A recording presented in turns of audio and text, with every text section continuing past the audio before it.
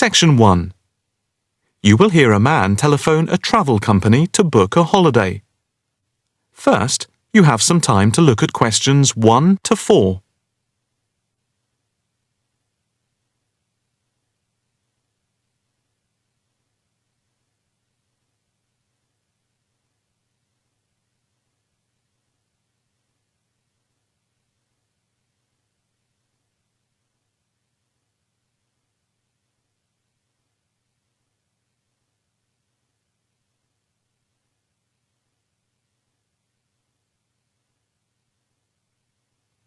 You will see that there is an example which has been done for you. On this occasion only, the conversation relating to this will be played first. Good afternoon. Italia Breaks. My name's Margaret. How can I help you? Hi. I'd like to book a short break in Italy. Hotel and flights combined.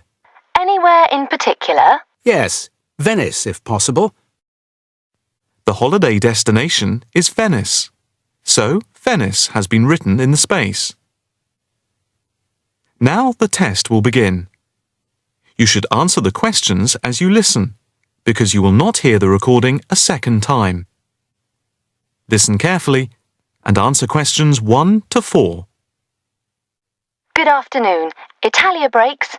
My name's Margaret. How can I help you? Hi. I'd like to book a short break in Italy. Hotel and flights combined. Anywhere in particular? Yes, Venice if possible. We've been looking at some of your brochures, and I want to check if you have any special deals. Right. Let's have a look and see what we've got. Right. OK. I've got the screen up. Can you just give me a few personal details? Sure. First, can I just take your name, please, and a contact telephone number? Certainly. It's John Framlington. That's Framlington. And I'll give you my mobile number. I can't always remember it. Yes, here it is. It's 07987 441192. 441192. That's it. And how many people is it for? Just 2 adults. OK. Any particular price range? It's our first wedding anniversary, and we... Congratulations! Thank you. So we wanted somewhere nice, but not too expensive. We would like to make it something to remember. Maybe in the medium price range. OK. How many nights do you plan to stay? 5 nights only. That gives us plenty of time to do sightseeing and to relax. Right. That's 5 nights only. And what type of hotel? We initially thought of going for a 5-star, but that might be too expensive.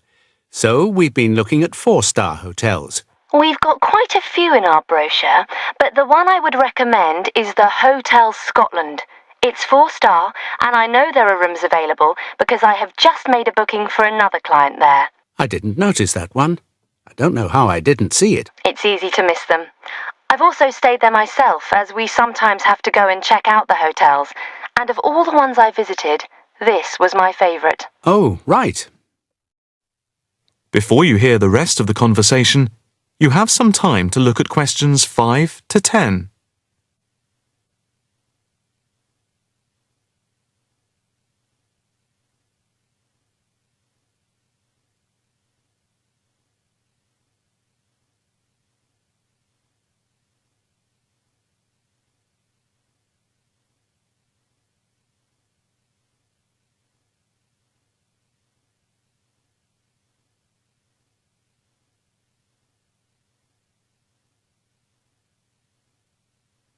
Now listen and answer questions 5 to 10.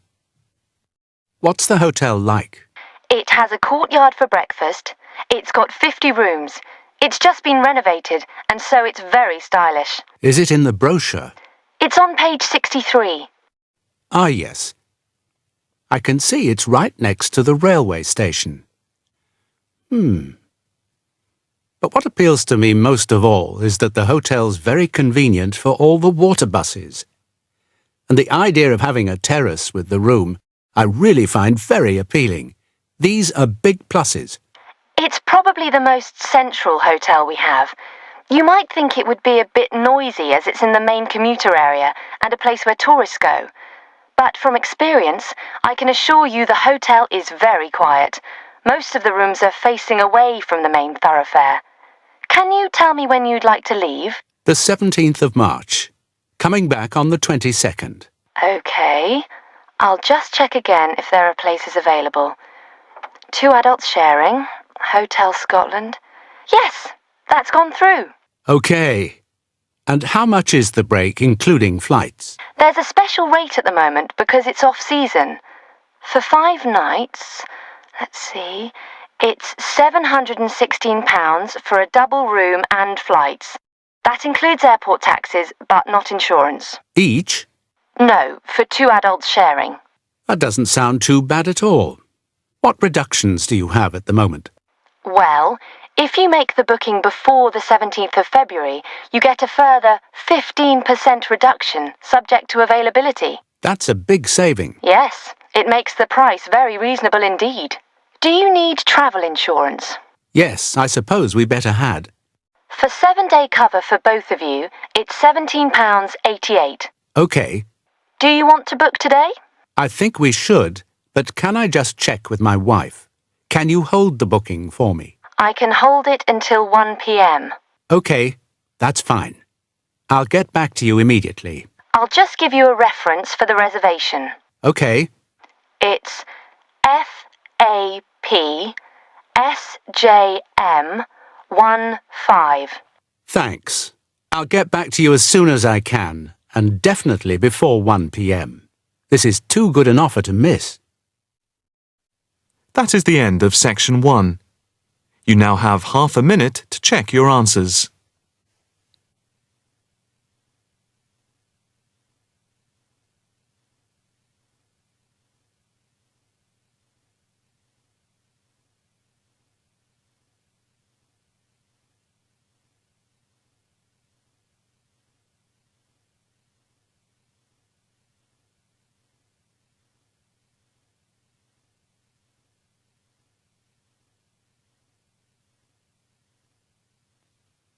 Now turn to section 2.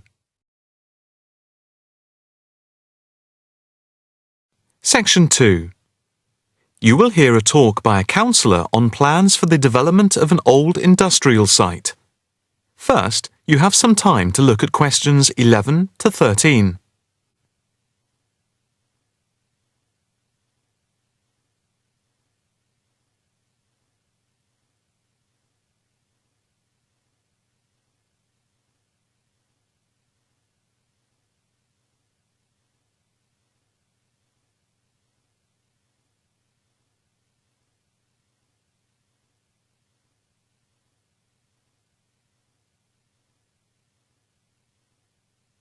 Now listen carefully and answer questions 11 to 13. Good afternoon, ladies and gentlemen. My name is Councillor Norma Boyd, and welcome to this exhibition about the development of the old paper mill factory and gasworks site, which has been lying unused for more than a decade. There has been pressure on the council to use the land to build a training centre and a small business park. However, we have been encouraged by local people to create an open area for the benefit of the community, providing much-needed space for recreation. And I now have pleasure in announcing that the plans for the creation of a park, to be called Park Royal, and for flats, have now been approved. I'm also pleased to announce that we have secured sponsorship from local organisations. More detailed plans of the developments are available from the council website, details of which are in your pack. In the meantime, I'd just like to take you through the plan here on the screen. Before you hear the rest of the talk, you have some time to look at questions 14 to 20.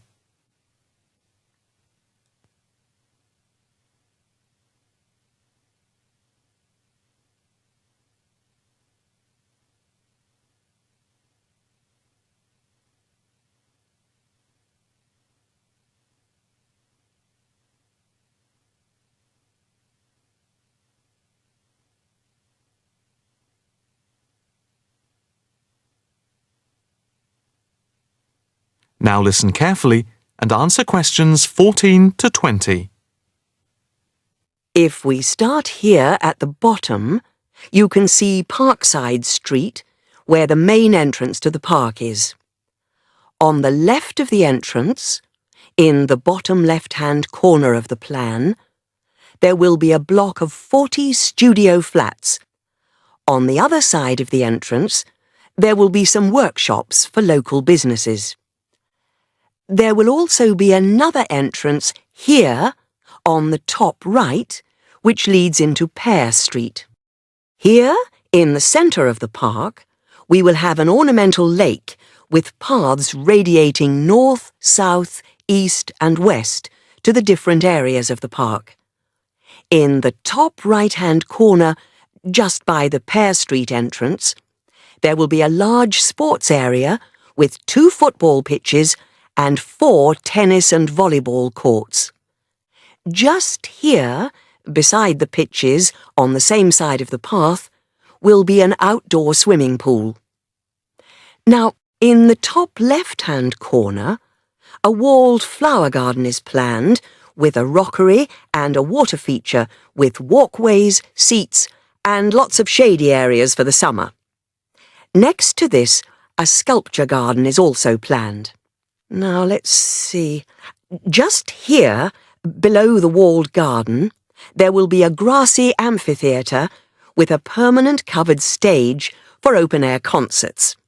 We hope that local schools and colleges will use this theatre to showcase student work. In the bottom left-hand corner of the plan, you can see that above the block of flats there will be a play area for children, and directly to the right of this, just near the main entrance, there will be a wild area. More trees will be planted here, and in the middle will be built an educational centre for use by local schools to encourage children to take care of the wildlife and look after the trees and plants. And finally, in the bottom right-hand corner of the park will be a cafe, opening on to Pear Street. And now for questions. If anyone would like to ask anything, I and my colleagues are only too happy to oblige. Yes, the lady in the front row, if I could have your... That is the end of section 2. You now have half a minute to check your answers.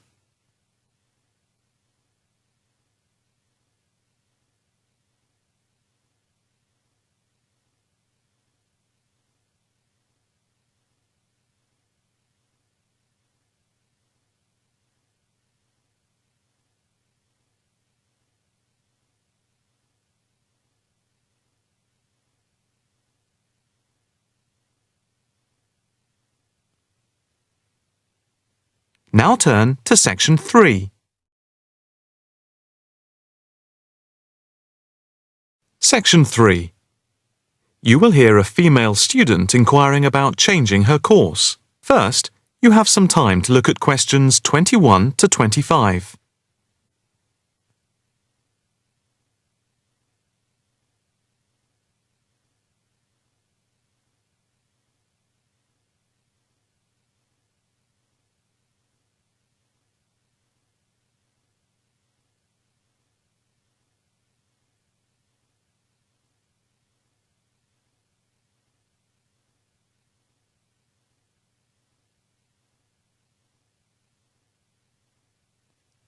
Now listen carefully and answer questions 21 to 25. Hi, my name is Rosanna McLaren. I'm a bit early, but I have an appointment to see the assistant registrar, Andy Matthews, at 10 a.m. Hi, I'm Andy Matthews.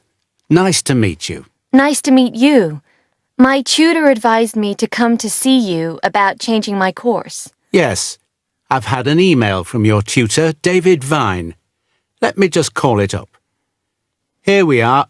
It says, Tutee Rosanna McLaren is on the Wednesday part-time course and wants to change to the distance learning programme. Have you any problems with the course itself? Oh no, I love it. I think the course is really worthwhile. The theoretical sessions once a week on Wednesday from 10 a.m. to 3 p.m. are really good. You have 2 2-hour sessions then? Yes, that's it. And I have to say, I think the practical session from 4 through to 9 in the fashion workshops are also good fun. But I am finding it all very tiring, and it makes me too exhausted for my work on Thursdays and Fridays. You work the other 4 days of the week. Yes, and some Saturdays. I see. So, what do you want to do? I'd like to change to the program with the distance learning component instead of the Wednesday sessions. Yes, that is a possibility. I see from your tutor, Dr. Vine, that he has no problem with this, but you realize it's possible you'll have a different tutor. Yes, I'm aware of that. It's a shame because he's a very good tutor. What do I need to do now? First, we just need you to fill in this transfer form and the claim form for the reduction in fees. Oh, I didn't realize it was cheaper. Oh yes, it's £1,000 less a year. It gets even better. Can I start the distance learning program from now? I don't see why not. I just need to get a signature from your tutor, which should take only a short time. I'll email it to him now, and then he can sign it and put it in the internal mail. Okay. But I also need to go through with you what is involved in the distance learning program to make sure you are clear about everything. Well, I understand I attend the weekend course once a month, and that I can book a bench in the fashion workshop at any other time. You have a computer at home for the distance learning? Oh, yes.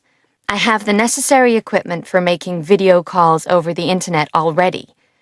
It's the flexibility of the distance learning over the internet that is very useful.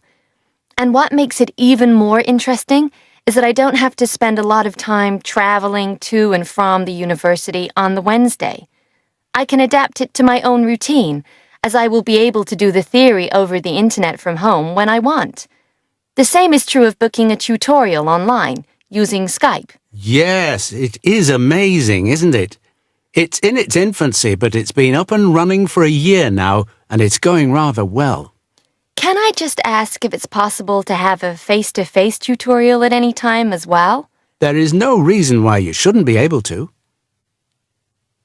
Before you hear the rest of the conversation, you have some time to look at questions 26 to 30.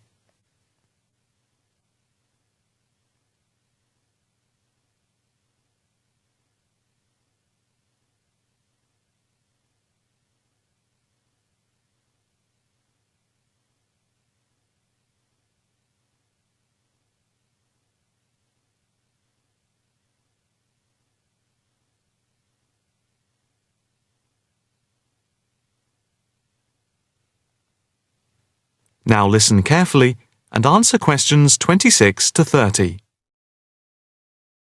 What about the assessment for the distance learning? I take it that it's the same as for the other program? Let me see. Each month you are expected to keep a written course diary and to present a seminar paper, and at the very end of the course there will be a written exam which will account for 30% of the total marks. What about the coursework? How much does it account for? The design portfolio, which you need to present at the end, accounts for 50%. I would point out just one thing, and that is that on the distance learning program, some tutors like to see the design portfolio twice each term to make sure you're on the right track. But of course you can take it in at any time to show your tutor. And as part of the assessment for the portfolio, you have to present at least one fashion item at a fashion show at the end of the course. Is there anything else? No, that's it. Thank you for all your help. No problem. Hope it all works out well for you now. That is the end of section 3. You now have half a minute to check your answers.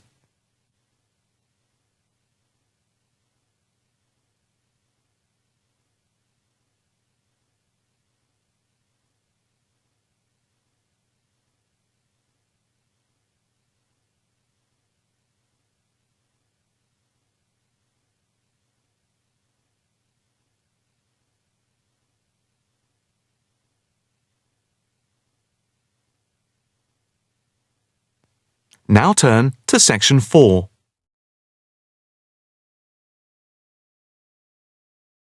Section 4. You will hear a talk on the effect of architecture on people's mood. First, you have some time to look at questions 31 to 40.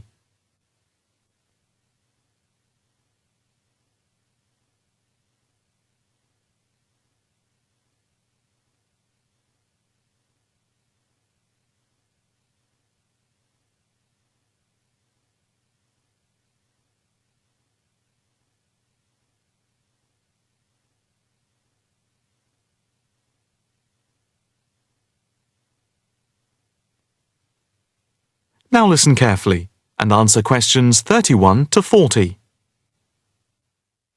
My group has been doing a project on the importance of architecture in people's lives and whether it has any impact on the lives of people in general. The main part I have played is in the collection of data to find out what effect, if any, various buildings have on people's mood, i.e., whether ugly buildings make people unhappy and whether beautiful buildings do the opposite. We had originally thought of starting measuring people's reactions by using a questionnaire with about 40 questions, which we were going to hand out to people, including students at the university. But we were worried that doing the questionnaire would be too time-consuming for people to fill in, so we gave up the idea. I then asked several of the postgraduate students for advice. One of them came up with the simple idea of showing people images of various buildings from different eras and styles, instead of giving out the questionnaire, and asking them to indicate how they felt on a scale of 1 to 5 about the images, where 1 was unhappy and 5 was very happy. People would also be given the option of not saying what they felt. Using the scale meant that it would be much simpler to record people's reactions.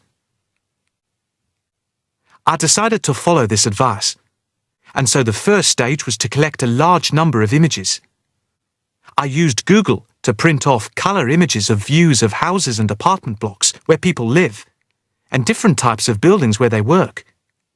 I started with about 30 or 40, and then reduced them to 10 images.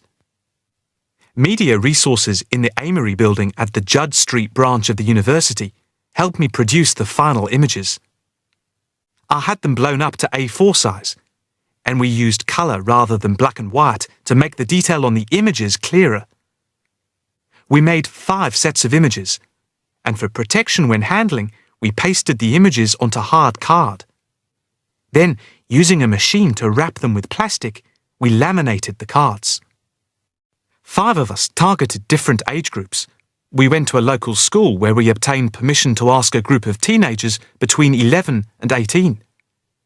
We also asked a sample of the general public, including tourists from all over the world, as they exited the Tate Modern in London, what they thought. We aimed to ask people from different age groups, namely 20 to 40 and 50 and over. What our group learnt most from the project was first of all the value of teamwork. And secondly, we found that we had to appoint a leader to stop us pulling in different directions and falling apart. So this turned out to be an invaluable lesson for all of us. As to the findings, for us they proved intriguing. In the end, the sample consisted of 311 respondents.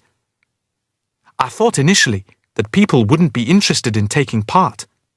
With the youngest age group, their reaction was very mixed. It was clear that the youngest group had no pattern of preference at all, as they frequently gave no reaction to the pictures.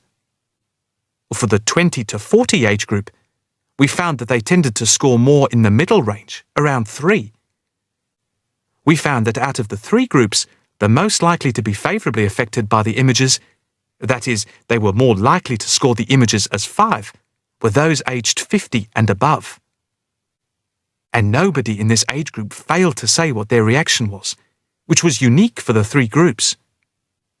In total, I have to say that about 71 people indicated that they had no reaction at all to an image. Our general conclusion is that we need to find out more about why people react as they do, by perhaps giving them a chance to give reasons for their decisions. I would like to finish there and give my teammates a chance to add anything I've missed or take any questions or suggestions. That is the end of section 4. You now have half a minute to check your answers.